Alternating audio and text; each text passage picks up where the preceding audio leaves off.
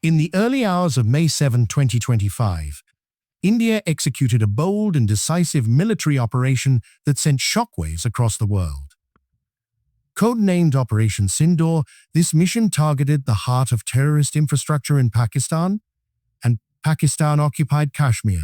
The operation was India's response to the brutal Pahalgam terror attack on April 22, 2025, which claimed the lives of 26 civilians, including one Nepalese national. Among the primary targets was the stronghold of Lashkar-e-Taiba, a notorious terrorist group responsible for some of India's deadliest attacks. This is the story of Operation Sindoor, a triumph of precision, courage, and India's unwavering resolve against terrorism. Let's dive into the events that led to this historic operation and how India asserted its dominance over Lashkar-e-Taiba's stronghold. The Pahalgam terror attack was a grim reminder of the persistent threat posed by Pakistan-based terrorist groups. On April 22, 2025, terrorists linked to Lashkar-e-Taiba stormed the scenic Vaizaran Valley in Jammu and Kashmir. They targeted tourists, mostly Hindu men and non-Muslims, executing them with headshots in front of their families. The attack was marked by extreme barbarity, designed to instill fear and undermine the normalcy returning to Jammu and Kashmir.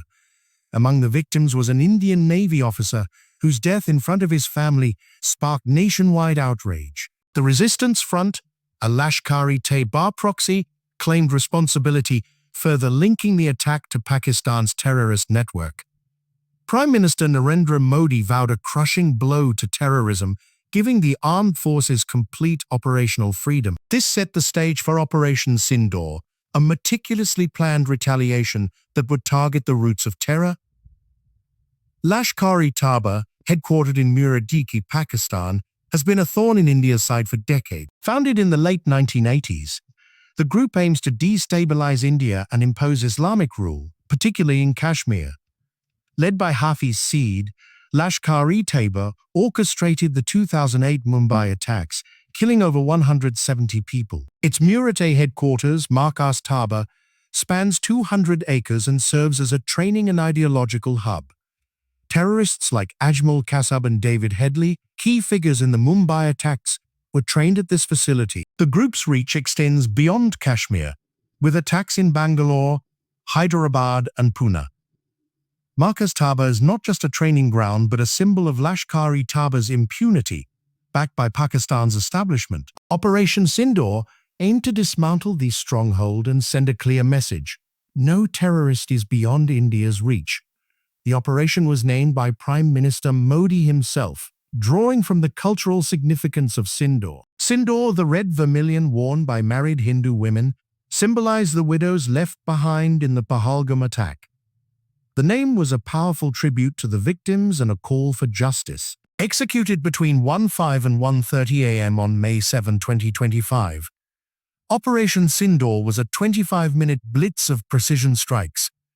The Indian Army, Navy, and Air Force worked in unison, launching missiles from Indian territory. 9 terror sites were targeted, including Lashkar-e-Taiba's Markas Taiba in Murike and Jaish-e-Mohammed's headquarters in Bahawalpur. Other sites included camps in Muzaffarabad, Kotli, Sialkot, and Bimba, linked to Lashkar-e-Taiba, Jaish-e-Mohammed, and Hizbul Mujahideen. The strikes were carefully calibrated to avoid Pakistani military facilities, ensuring a non-escalatory approach. Advanced weaponry, including Scalp cruise missiles, Hammer precision-guided bombs, and loitering munitions, ensured pinpoint accuracy. Loitering munitions, often called suicide drones, hovered over targets, striking at the optimal moment to minimize collateral damage. The operation was planned with meticulous intelligence, combining human sources, satellite imagery, and intercepted communications. UAV surveillance confirmed logistical movements at the targeted sites, ensuring no civilian infrastructure was harmed. The Markas Taiba in Muriki was hit at least 4 times, reducing key buildings to rubble. Satellite imagery from Maxar Technologies later revealed collapsed roofs, craters, and debris at the site. The strikes neutralized over 80 terrorists, including 5 most wanted figures, significantly degrading Lashkar-e-Taiba's capabilities. Among the casualties were operatives linked to the 2008 Mumbai attacks and the IC-814 hijacking. The operation was a direct blow to Hafiz Saeed's terror network, disrupting its training and recruitment operations. India's armed forces demonstrated unparalleled precision, with no reported civilian casualties in Pakistan as of May 7 afternoon. Colonel Sophia Qureshi and Wing Commander Vyamika Singh briefed the media, presenting video evidence of the strikes. The visuals showed the destruction of terror camps, including the nerve center at Muradi. Foreign Secretary Vikram Misri emphasized that the operation was focused and measured, targeting only terrorist infrastructure. The operation was overseen by National Security Advisor Ajit Doval, often called Prime Minister Modi's Hanuman. Doval's strategic vision ensured the operation's success, striking deep within Pakistan without escalating tensions. The Indian Army's official leaks handle posted, "Justice is served, Jai Hind," reflecting national pride. Politicians across party lines from Rahul Gandhi to Yogi Adityanath lauded the armed forces' courage. Defense Minister Rajnath Singh reported over 100 terrorists killed, including hardcore operatives. The operation sent a global message: India will not tolerate terrorism, regardless of where it hides. External Affairs Minister S. Jangar called for zero tolerance for terrorism, urging the world to stand with India. Pakistan's response was swift but chaotic, with shelling along the line of control killing 12 civilians and 1 soldier. Pakistan's army targeted civilian areas in Poonch, Kupwara and Baramulla, causing injuries and damage.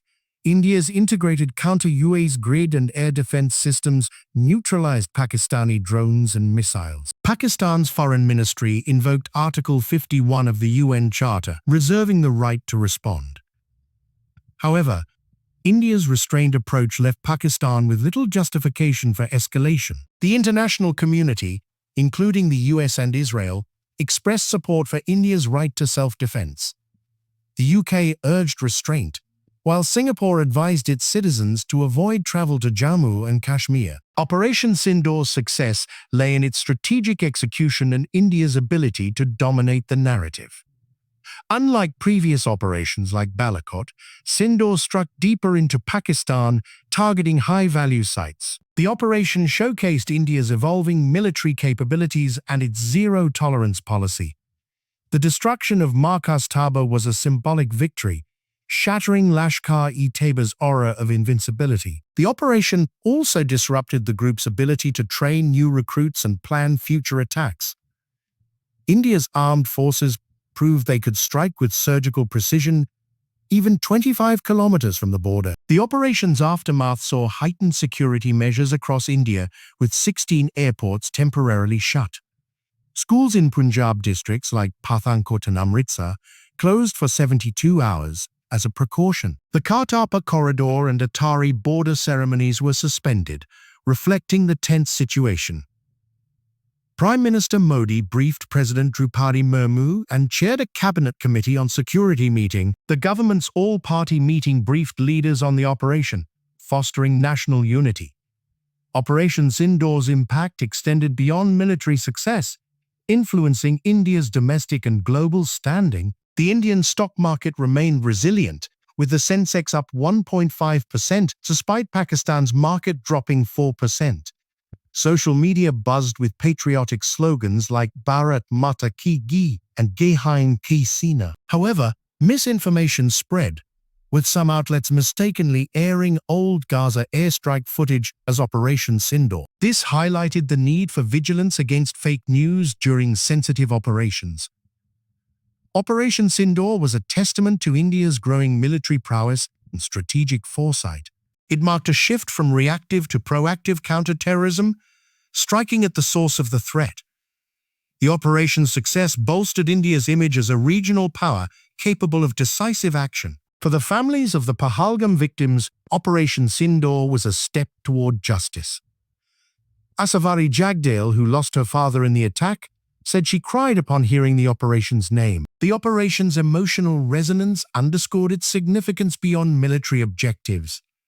Operation Sindoor was not just a strike against terrorism, but a reaffirmation of India's sovereignty. It showed the world that India would protect its citizens, no matter the cost. The operation's legacy will inspire future generations to stand firm against threats. As India moves forward, Operation Sindoor will remain a defining moment in its fight against terrorism. The triumph at Lashkar-e-Taiba Stronghold is a beacon of hope and strength for a nation united. Thank you for joining us in exploring this historic operation. Jai Hind.